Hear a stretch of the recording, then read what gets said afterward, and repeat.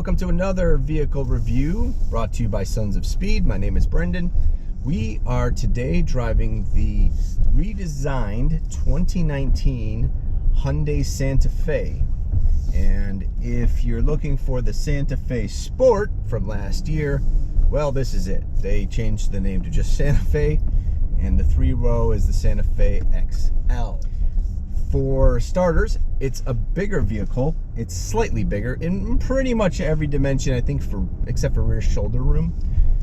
But otherwise, it is grown a little bit to provide a little more interior room, especially for passenger comfort. So it's a very comfortable vehicle. There's actually quite a bit of room in the back seat, and there's plenty of room up front.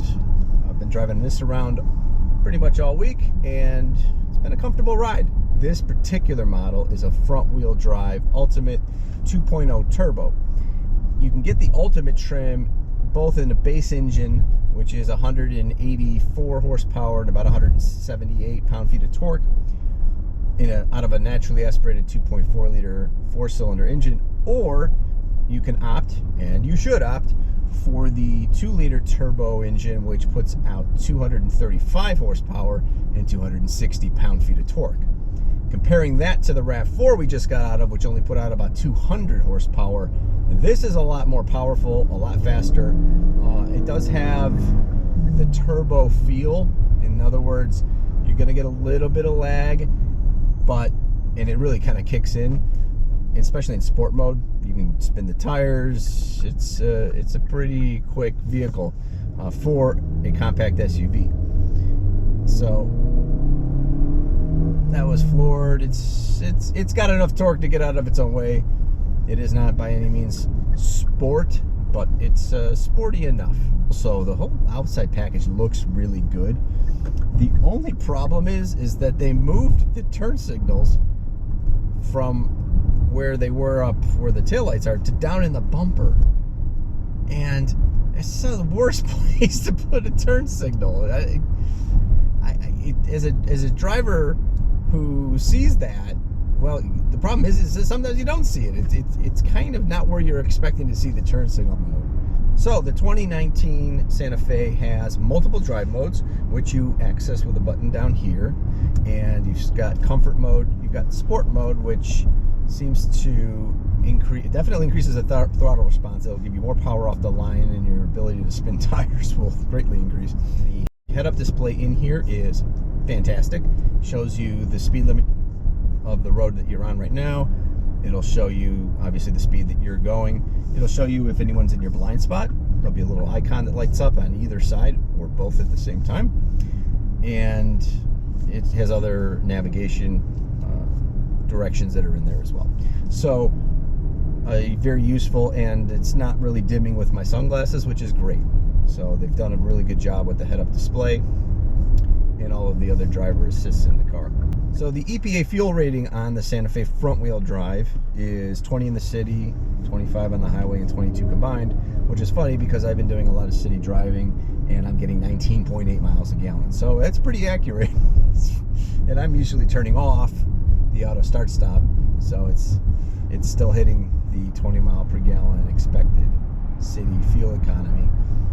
And I've not really been lead footing it that much, so that's pretty much what you can expect from just normal driving. And most of the driving I've been doing has been in the smart mode, which just seems to be that sweet zone and a sweet spot between comfort and the sport mode. The downshifts are pretty good. Slight hesitation, but it's just ever so slight. It's actually pretty good. And upshifts are equally as quick. So this is a pretty good 8-speed transmission in how responsive it is to your inputs. So let's get an idea of what the problem with a front-wheel drive 260 foot-pound of torque motor doing is that you just kind of bite the wheel. It does a better job than most vehicles in the past that have had this much power running through the front tires, but it's still not great. That's, like I said, even if you're not in a snow belt state, in the rain, even in dry weather, that all-wheel drive system is going to just let you get and go. Get out of where you are and go to where you want to be. It's great to have all this power. The delivery system is good with the transmission, just not good with the front wheel drive. But luckily, you can fix that. Just pick the right vehicle. The ride in the Santa Fe is very nice. Soaks up the bumps really well. It's actually pretty quiet in here, despite the huge panoramic sunroof. Glass does tend to transmit noise better, but they put in an insulating windshield, and so it does really soak up the noise very well. The touch screen, very easy to use. Pretty much what you get out of like a Kia Stinger and most of the Hyundai Kia lineups. This one, the touchscreen is very intuitive. It works great, feels great.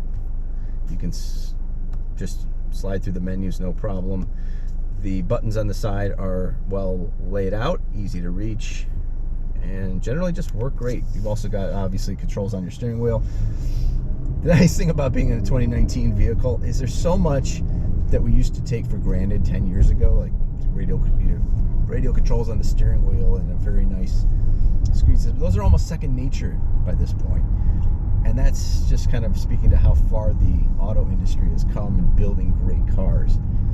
They just keep every year iterating and improving on what they've done before, and each generation gets better than the last. So the 2019 Santa Fe, in a nutshell, is a very competent, very good vehicle with multiple drive modes, with this beautiful interior, panoramic sunroof, all the bells and whistles you could ask for in a car like this. It's just, it comes at a pretty steep price tag. Otherwise, this thing has everything you could want in a compact SUV with plenty of room for your people and your stuff, and is another great product from Hyundai. Proving once again, they have come a long way since the 1986 XL, which my uncle owned one. For Sons of Speed, this has been Brendan. If you haven't already, please hit the subscribe button, hit the notification bell. That'll let you know every time we upload a video, which we do at least once a week.